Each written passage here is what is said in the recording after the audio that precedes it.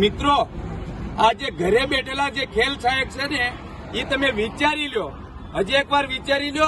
આ બીપીએડ ને સીપીએડ વાળા હજી ડિગ્રી અડધી પૂરી થઈ એ લોકો છે. આ આપણા ભાઈઓ હજી ડિગ્રી લે છે.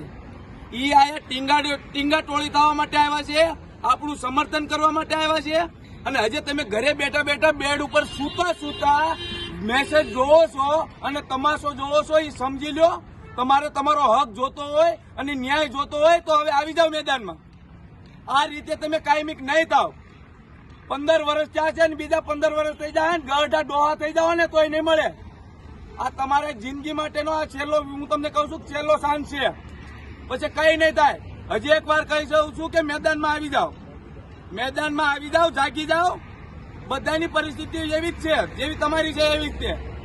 વ્યાજમાં લઈને આવી જાઓ અથવા ઉછીના લઈને આવી જાઓ, પણ હવે ગાંધીનગર આવો, મહેરબાની કરો.